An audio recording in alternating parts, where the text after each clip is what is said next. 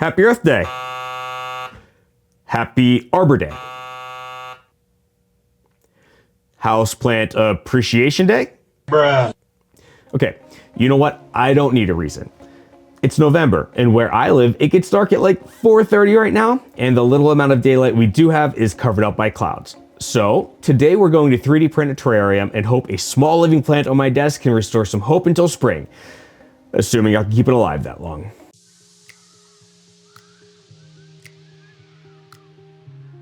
Hey guys, what's up? This time of year always feels a bit gloomy, but I find that having some green around the house really helps to brighten things up.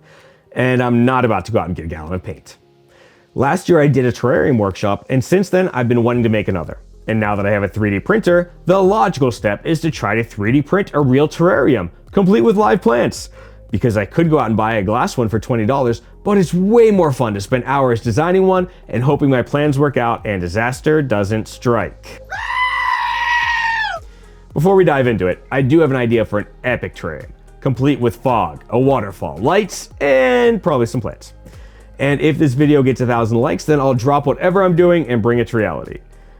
But this is a small channel, and even if I don't get 1,000 likes, I'm probably still gonna try to get around to it. But hey, help a guy out. All right, let's dive into the design. I want to keep it somewhat simple for this first one, something anyone can build themselves. But it's no fun if it's just a cube. Let's start with a hexagonal prism. We'll have it flare out right above where the plants will sit, and then taper back at the bottom. I want to design it so that I can add clear acrylic panels. I want it to actually be transparent, even though this will be a component that I can't 3D print.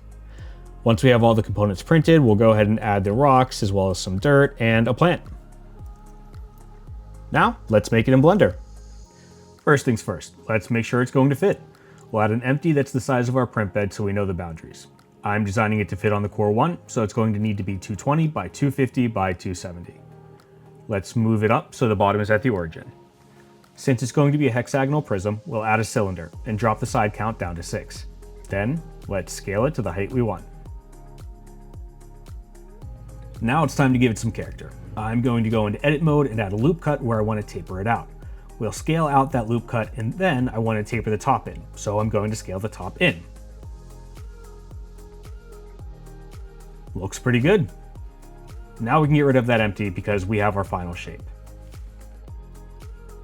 Next, we're going to need to hollow it out. I'm going to start by scaling it down a bit, but scaling it down results in a slight distortion, so I'm going to make some small adjustments. I found that when you're making unique shapes, it helps to have a duplicate, just in case. So I'm going to duplicate it and then hide it. Now, let's boolean it out and we have the base. Having these shapes and angles is going to be really helpful for creating the openings for the acrylic, and also to create a channel for the acrylic to sit in. So I'm going to separate them from the mesh so I can use them separately. Let's start with the top. We'll scale down that top hexagon to the size I want the opening to be. Then add a solidify modifier and boolean it out.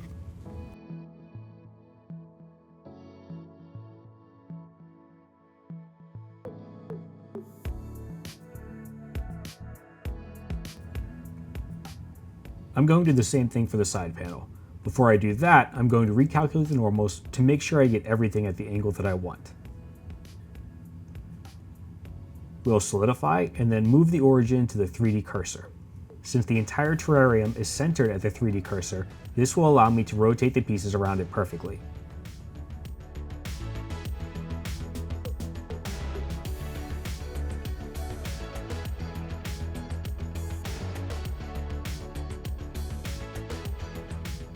Once I feel good about the shape and size, I'm going to duplicate it and rotate it 60 degrees and repeat that 4 more times. Then we'll boolean out all of these pieces.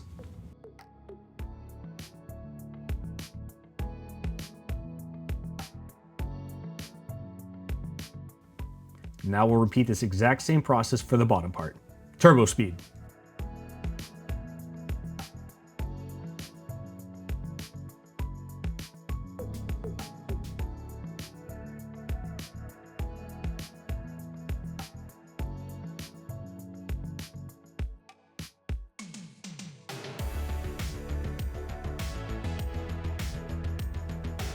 Now let's create the channels for the acrylic to sit in. We'll take the same shape and I'm going to solidify it and make it 2 millimeters thick. I've learned that it's good to give yourself some buffer. I'm going to scale the X and Y so that it covers the open area and has space to sit in the solid area. I'll make sure it's centered and then boolean out the piece. Then we'll do the same process for all the remaining areas.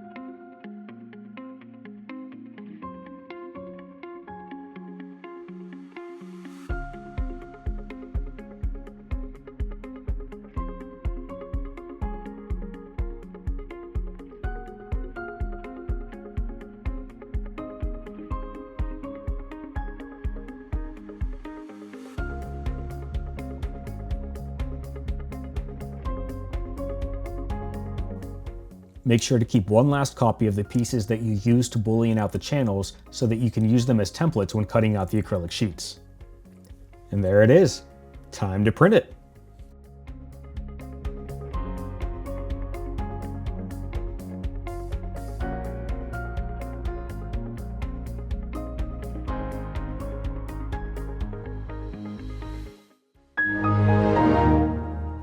I know in the last video I promised you I'd have this whole time-lapse thing figured out by now, and I did, but unfortunately the printer had something else in mind.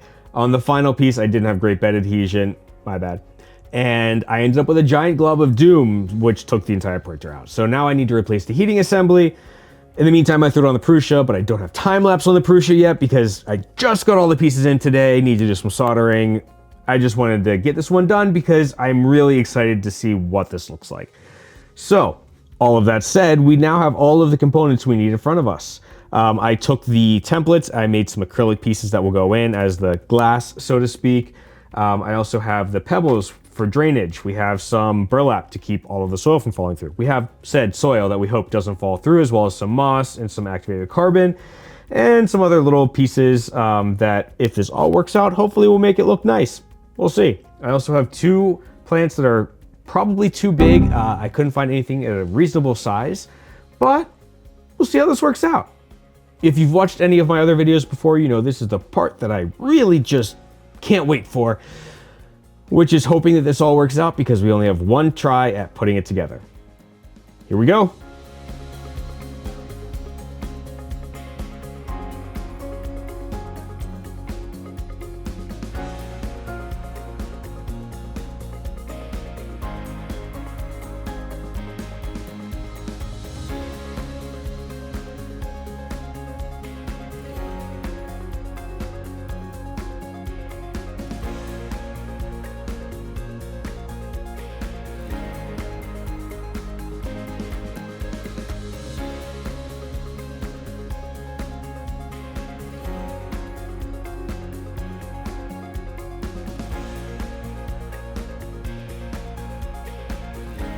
Well, this is fun.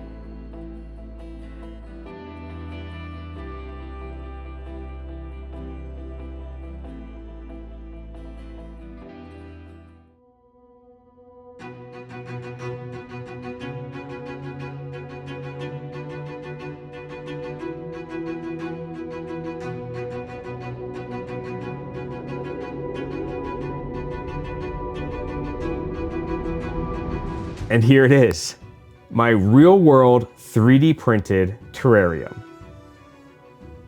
I gotta say, I didn't think it was gonna work out. This turned out far better than I expected, especially if you've seen the video of me trying to make that sign. Yeah, that one didn't go well. That took about 3 hours. This came together really easily. Make this. This is awesome. This was easy. And it's fun, and it's cool. I do want to share some tips though that I learned along the way. The first is the type of printer that you decide to use really does matter. I used the bamboo, which is a bed slinger, and I used it because I already had time-lapse set up on it, so it was the easy choice. But the bed slingers have rapid movement from the bed, so there was a lot of acceleration that caused these pieces to break off the first 3 times that I tried to print this tall piece, which is what led me to just being careless on the last try. Whereas the Core XY just moves up and down on the Z-axis, the only acceleration is just that slight movement down, and the print head is the one that's doing all of the acceleration. So that is the type of thing to do whenever you have something thin, if you have the choice of printers, or if you're trying to figure out what type of printer to get. You can also use supports. Supports would have helped a lot as well. I tried using supports on this guy the last time. I made poor choices. The other thing that I would say is, on that note, if you know you're having bed adhesion issues, especially if it's with a new build plate that you haven't used before, don't just walk away. You'll end up having to replace pieces and components, so don't do that. I would also say though that I was a little careless with the super glue. I could have made this look a little bit cleaner. The pieces could have been nicer, but hey, I can replace this for a couple of cents. This really worked out. I would also say that because it's 3D printed, you have so many options. I would make little spots for the LED lights to clip into, or just run them straight through the plastic. I would have a space for the wire to come out, because that is the beauty of 3D printing, is that you can make it whatever you want it to be. If you like this video, make sure to throw me a like. If you want to see more of these types of video, subscribe, because this is just the start of the Print Alchemist.